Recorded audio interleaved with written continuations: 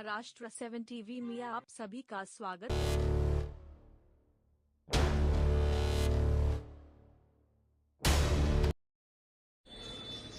अस्सलाम वालेकुम, जय हिंद।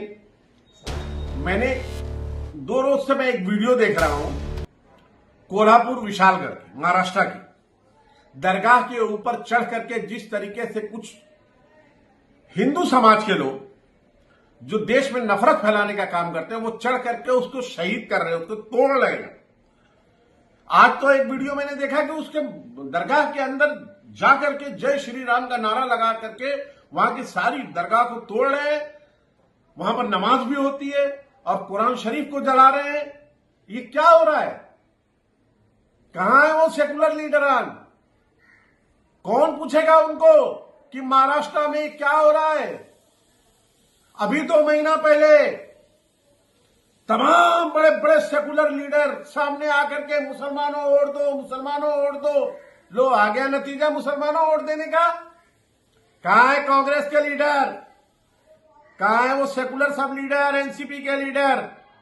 कहां है वो सारी सेकुलर पार्टियों के लीडर? कहां है? कौन पूछेगा? चिल्ला चिल्ला के जय श्री राम का नारा लगा करके कोल्हापुर में जो विशालगढ़ की दरगाह उसको तोड़ रहे हैं, बोलते हैं इलीगल है। इलीगल है तो तुम्हारा बाप का राज चल रहा है कि तुम तोड़ोगे? अरे सरकार देखेगी, महानगर पालिका वहां की देखेगी, तुम कौन होते हो? और मैं इंचार्ज जलील को बहुत मुबारकबाद दूंगा, अबू आसिम आदमी साहब को बहुत मुबारकबाद दूंगा और वारिस पठान साहब को, जो यही लोग आवाज उठा रहे हैं। मुसलमान ही तुम्हारी आवाज को उठाएगा। अबू आसिम आदमी साहब ने तो यहां तक कह दिया कि मैंने वहां के ऑफिसर को, कोई ऑफिसर है उसको फोन लगाया और मैंने कहा कि मैं अबू आसिम आदमी बोल रहा हूं, फोन काट दिया और उड़ दो झोला भर भर के। अरे कोई नहीं, जिस तरीके से वो दरगाह को शहीद किया जा रहा है, मुझे बाबरी मस्जिद की याद आ गई। बाबरी मस्जिद को भी इसी तरीके से शहीद किया गया था और उस वक्त कोई किसी की सेंट्रल में जो सरकार थी वो नरसिम्हा राव की सरकार थी, कांग्रेस की। महाराष्ट्र में कांग्रेस की सरकार थी, उत्तर प्रदेश में बीजेपी की सरकार थी। लोगों ने यह वादा किया था कि बाबरी मस्जिद को धक्का नहीं लगेगा और मुसलमानों तुम्हारे साथ हमेशा धोखा हुआ, फिर धोखा हो गया। महाराष्ट्र की सरजमीन पर ये जो दरगाह को तोड़ने का जो लोग काम कर रहे हैं, मैं तमाम कांग्रेस के लीडरान से पूछना चाहता हूं कि क्यों नहीं बोलते आप? मुसलमान ही बोलेगा, मुसलमान का ही कलेजा फटेगा, क्योंकि वो मुसलमान है। तुम्हारा कोई हमदर्द नहीं है। इम्तियाज जलील को हरा दिए, घर में बिठा दिए, कलेजे को ठंडक मिल गई। वहां क्यों नहीं कहा कि उलमाओं ने और तमाम दानिश्वरों ने कि वो इंडिया अलायंस के लोगों से कि एक ही मुसलमान कैंडिडेट है पूरे महाराष्ट्र में 48 सीट पर। अरे वो जीत करके इंडिया अलायंस को ही सपोर्ट करने वाला था, उसको घर में बिठा दिए। अब तुम्हारी आवाज कौन उठाएगा? महाराष्ट्र की मुसलमानों की आवाज कौन उठाएगा? विधानसभा में अबू आसिम आदमी साहब है, वो बोलते हैं तो उनको गद्दार बोलते हैं, उनको भी पीछे लोग लगे रहते हैं, उनको भी घर में बिठा दो। नसीम खान को बिठा दिया।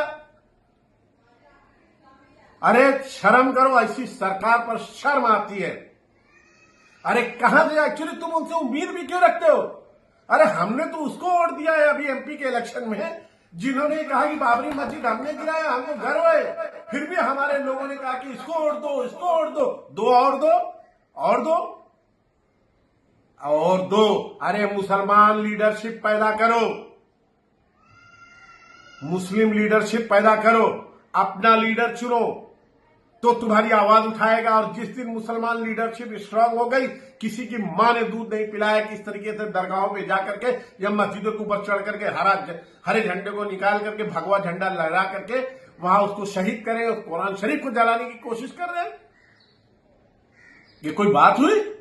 सरकार से अपील करता हूं, हाथ जोड़ करके उलमाओं से अपील करता हूं, मत पढ़ो सियासत के चक्कर में। ये सिर्फ तुम्हारा वोट लेंगे, तुम्हारा इस्तेमाल करेंगे और जब तुम्हारी जरूरत पड़ेगी तुमको ऐसे ही उठा करके फेंक देंगे, तुम्हारी कोई सुनवाई नहीं है। मैं महाराष्ट्र सरकार से अपील करता हूं कि जो लोग विशालगढ़ की दरगाह पर जाकर के इस तरीके की हरकत कर रहे हैं, फोटोग्राफी है, फोटो है, उनके ऊपर 302 का मुकदमा चलाइए।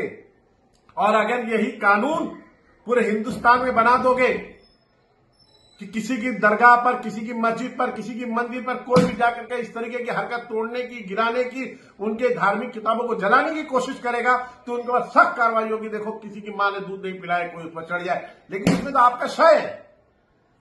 क्या करोगे? उद्धव साहब ने कहा कि बाबरी मस्जिद हमने गिराया, फिर भी हमने वोट दे दिया। यही होने वाला है तुम्हारे साथ। सरकार से मेरी अपील है कि उन लोगों पर केस करो, केस बनाओ, ऐसी सख्त सजा दो कि किसी की हिम्मत नहीं पड़े। और वहां पर जो कोल्हापुर में जो विशालगढ़ की दरगाह के पास मुसलमान आबादी है, उनके घरों में घुस घुस करके मारा जा रहा है,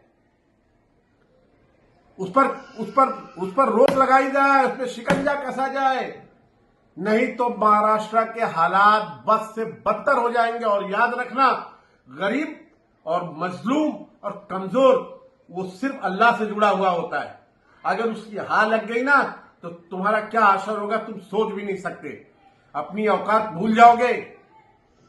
बहुत घमंड है आप लोगों को कि पुलिस की मौजूदगी में दादागिरी करो, मुसलमानों के घरों को तोड़ो, कुरान शरीफ को जलाओ, उनकी बहनों की इज्जत आबरू को लूटो, दरगाहों पे चढ़ करके दरगाह तोड़ो, मस्जिद को तोड़ो, यही सब करो।